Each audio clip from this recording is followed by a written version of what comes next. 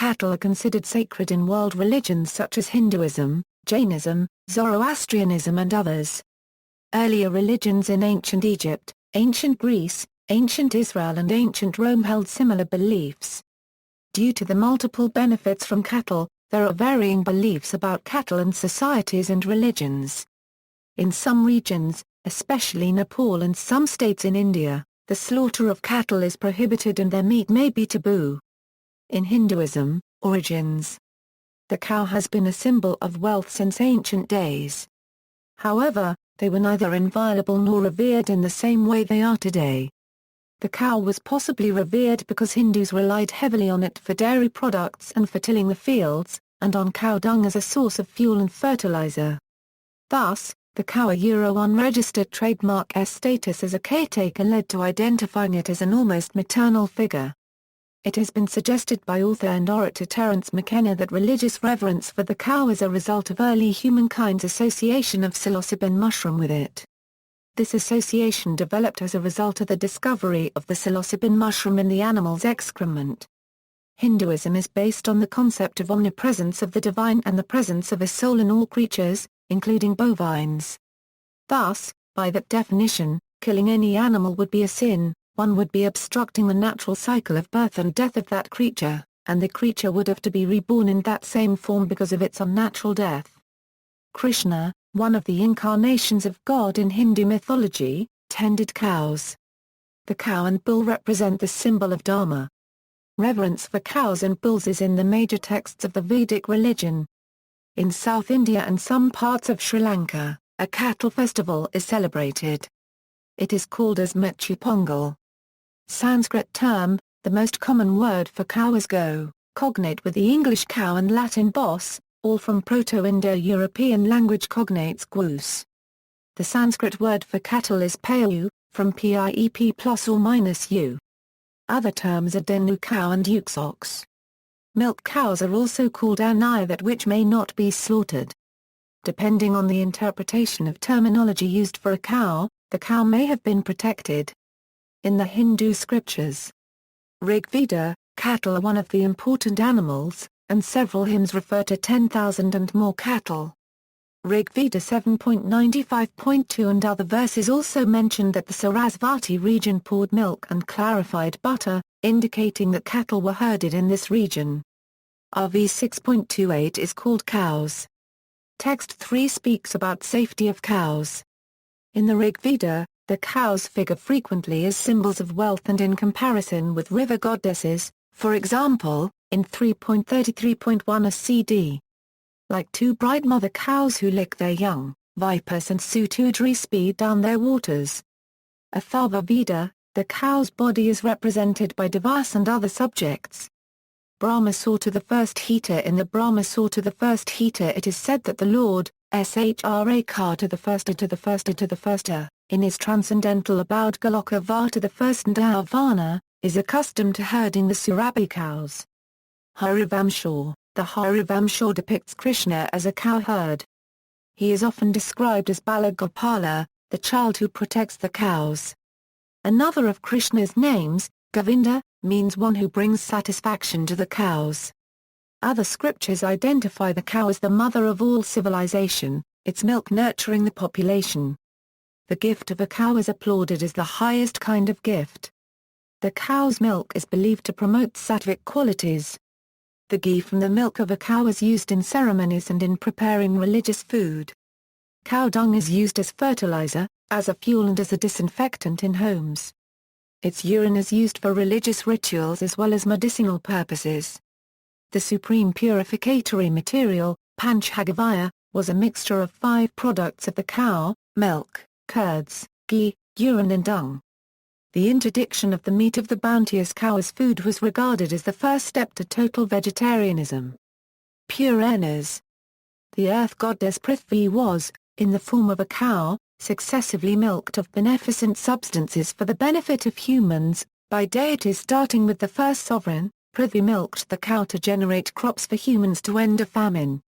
Kamadhenu, the miraculous cow of plenty, and the mother of cows in Hindu mythology, is believed to represent the generic sacred cow, regarded as the source of all prosperity.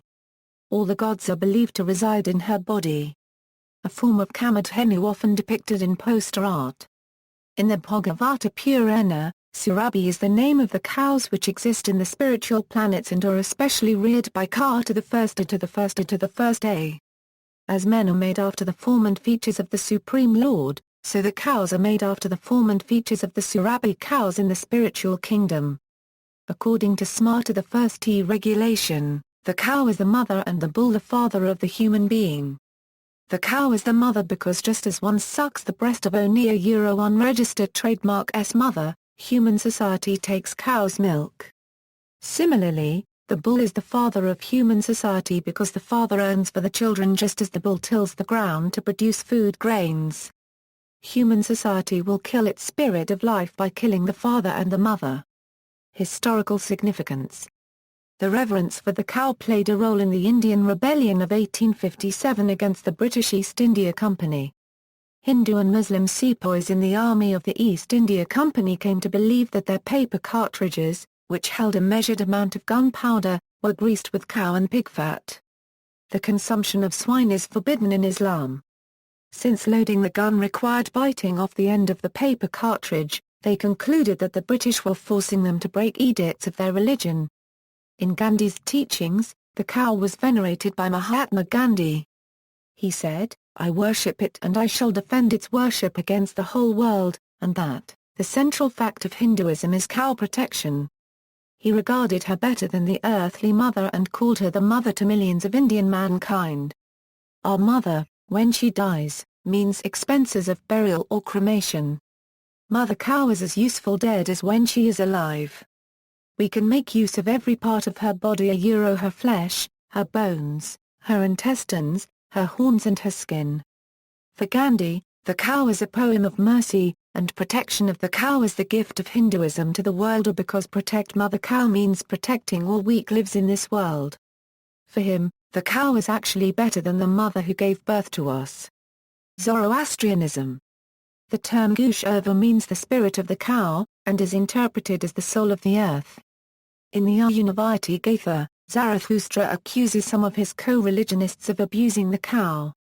Ahura Mazda tells Zarathustra to protect the cow.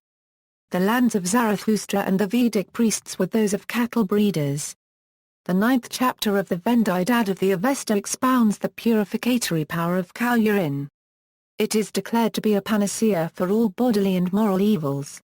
Judaism. According to the Hebrew Bible, an unblemished red cow was an important part of ancient Jewish rituals. The cow was sacrificed and burned in a precise ritual, and the ashes were added to water used in the ritual purification of a person who had come into contact with a human corpse. The ritual is described in the Book of Numbers in chapter 19, verses 1 to 14. Observant Jews study this passage every year in early summer as part of the weekly Torah portion called Trikat. A contemporary Jewish organization called the Temple Institute is trying to revive this ancient religious observance. Traditional Judaism considers beef kosher and permissible as food, as long as the cow is slaughtered humanely in a religious ritual called shashita, and the meat is not served in a meal that includes any dairy foods. Islam allows the slaughter of cows and consumption of beef. In India, many rulers of Mughal Empire had imposed a ban on the slaughter of cows, because of the large Hindu and Jain populations of the country. Aurangzeb had imposed ban on slaughter of cattle in some selected places. Jainism. The name of the first Tirthankara in Jainism is Rishabha, the bull. The religion forbids the killing of cattle, whether for the consumption or sacrifice. Ancient Egypt. The ancient Egyptians sacrificed animals but not the cow, because it was sacred to goddess Hathor, and due to the contemporary Greek myth of Io, who had the form of a cow. In Egyptian mythology, Husat was the manifestation of Hathor, the divine sky cow, in earthly form. Like Hathor, she was seen as the wife of Ra. In hieroglyphs she is depicted as a cow with a hat. Ancient Europe. In Celtic mythology, the principal gods were sometimes considered to take the form of a bull and cow during a rite at the spring equinox. The cattle goddess was known as Daemona in Celtic Gaul and Boann in Celtic Ireland. In Greek mythology, the cattle of Helios pastured on the island of Thrinacia, which is believed to be modern Sicily. Helios, the sun god, is said to have had 7 herds of oxen and 7 flocks of sheep, each numbering 50 head. A hecatomb was a sacrifice to the gods Apollo, Athena, and Hera, of 100 cattle. In Norse mythology, the primeval cow Ordegriumbla suckled the ancestor of the frost giants, Ymir, and licked Odin's grandfather, Bari, out of the ice. Among the Visigoths, the oxen pulling the wagon with the corpse of Saint Emilian lead to the correct burial site. Modern day. Today, in Hindu-majority countries like India and Nepal, bovine milk holds a key part of religious rituals. For some, it is customary to boil milk on a stove or lead a cow through the house as part of a housewarming ceremony. In honor of their exalted status, cows often roam free, even along busy streets in major cities such as Delhi.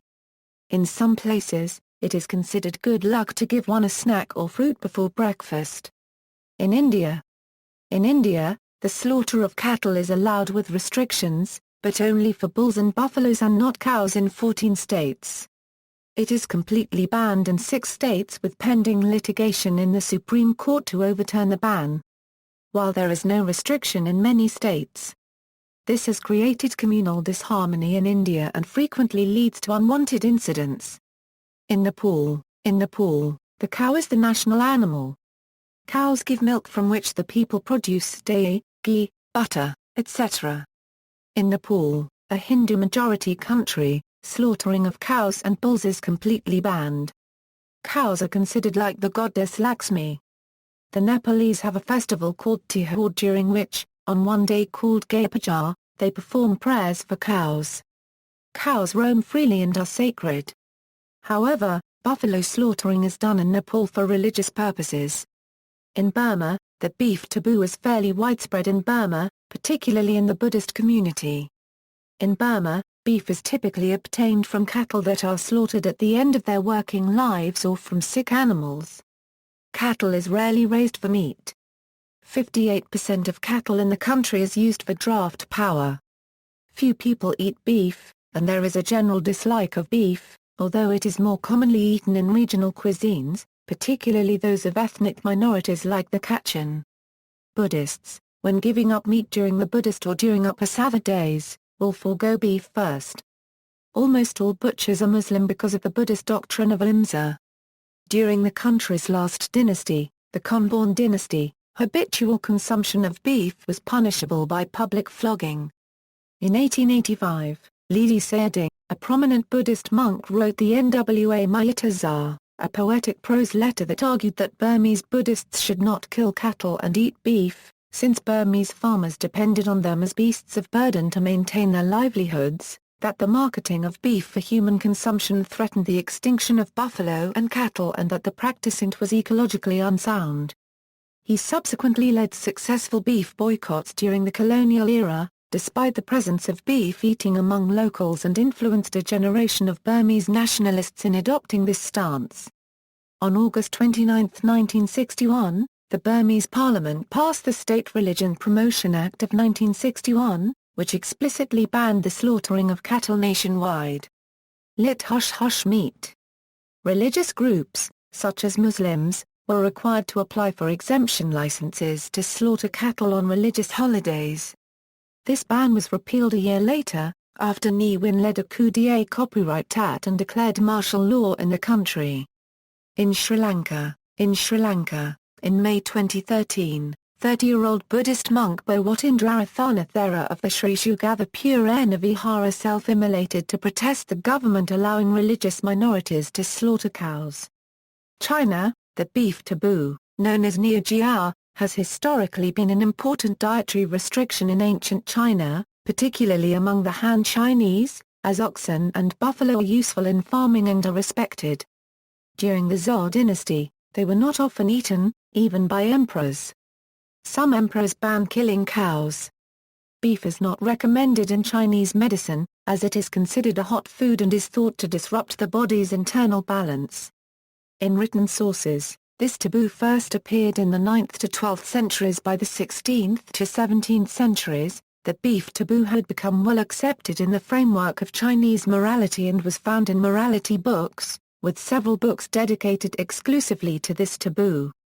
The beef taboo comes from a Chinese perspective that relates the respect for animal life and vegetarianism in Chinese society. Only ethnic and religious groups not fully assimilated and foreigners consumed this meat.